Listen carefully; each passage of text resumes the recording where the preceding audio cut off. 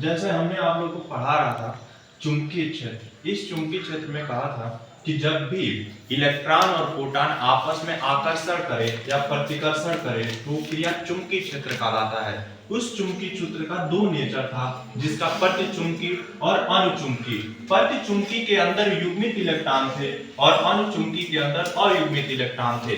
यानी युग्मित मतलब पेयर में और अयुग्मित मतलब अनपेयर में थे। तो हमने युग्मित और अयुग्मित को दर्शाने के लिए इसी में कहा था जो युग्मित है वो रंगहीन है, यानी रंगहीन है, इसका कलर नहीं है, कलरलेस है। और जो युग्मित है वो क्या है, रंगीन है।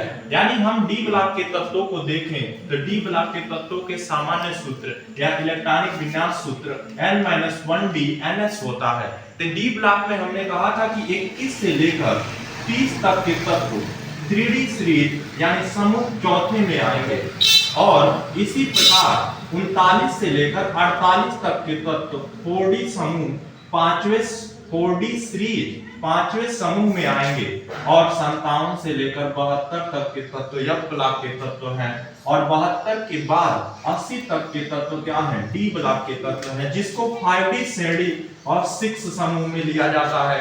इसी प्रकार 89 से लेकर 104 तक के तत्व एफ ब्लॉक के हैं और इसमें 104 के बाद 112 तक के तत्व क्या हैं, डी ब्लॉक के हैं, जो 6D श्रेणी है लेकिन समूह कौन सा है, सातवां है।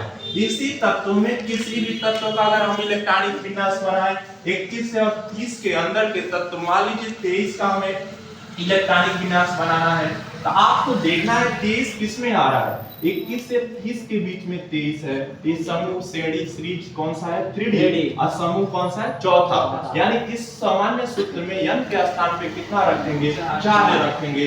4 माइनस 1d और क्या 4 माइनस s ब्लॉक फिल होता है और d ब्लॉक क्या करना रहता है, भरना रहता है। 3d और 4s 2। अब गिनेंगे 21 से 23 कितने नंबर पे आ रहे हैं, 21 22 23 यानी 3 नंबर पे आ रहे हैं।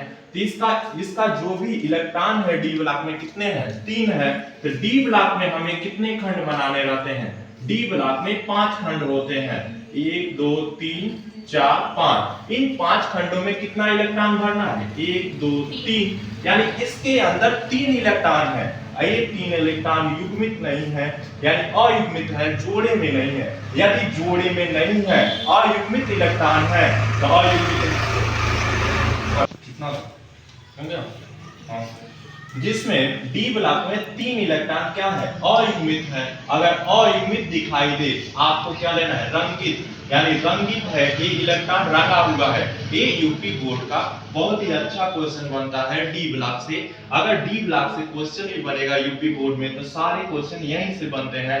आप लोग एनसीईआरटी के बुक में देखिएगा, ये टॉपिक बहुत ही जटिल है जिसको अदर टीचर जल्दी समझा नहीं पाते हैं, लेकिन यहाँ पे इतना सरल भाषा में पढ़ाया गया है जिसमें हमने कहा चुंबकीय क्षेत्र के दो नेचर हैं, प्रतिचुंबकीय और अनुचुंबकीय। प्रतिचुंबकीय में युग्मित इलेक्ट्रॉन है, अगर युग्मित पेयर इलेक्ट्रॉन दिखाई दे तो रंगहीन है, कलरलेस है।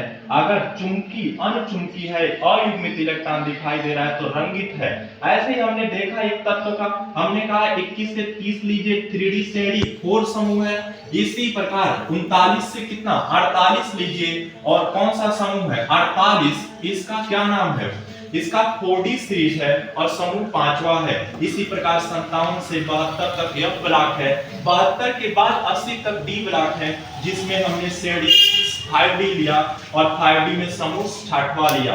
इसी प्रकार 89 से 104 और 112 तक है। हमने इसी सामान्य सूत्र से n-1d ns से हमने बना लिया, क्या बनाया, एक तत्व है 23 नंबर पे, स्कैंडियम टिटेनियम वेंडियम को इस सामान्य सूत्र में बनाया जो 21 से 23 के बीच में है, यानी 3D श्रेणी है, समूह चौथा है। चौथे समूह से हमने क्या किया, n का मान 4 रखा, 4 - 1d और 4s। s ब्लॉक तो फिल है और d ब्लॉक को फिल करने के लिए 3, इसमें से 4 में से घट गया, 3 आया और d आया। 21 और 23 3 पर आ रहा है, 3 नंबर। हमने देखा कि डी ब्लॉक में 5 खंड बनते हैं, 5 खंड में 3 इलेक्ट्रॉन है, 1 2 3। इस 3 इलेक्ट्रॉन में देखा कि ये सारे इलेक्ट्रॉन क्या हैं, अयुग्मित है। अगर अयुग्मित है तो कैसा है, रंगीत है। अगर रंगित दिखाई देगा तो रंगित है तो रंगित है तो कैसा है, अनचुंबकीय है। इसी प्रकार अगर इलेक्ट्रॉन पेयर में आ जाए, यानी ये गोले में भरा जाए, अगर इलेक्ट्रॉन इक्विलाक्टिक पेयर दिखाई दे तो प्रतिचुंबकी कहलाएगा। और प्रतिचुंबकी के साथ कैसे इलेक्ट्रॉन दिखाई देंगे, युग्मित और रंगहीन होंगे। अच्छे से तुम लोग हमेशा के लिए पढ़े रहोगे। आप पढ़ते हैं, आप क्या पूछना है पूछ लीजिए। सलोनी, सुधा, संगीता, दूसरा और तीसरा इधर।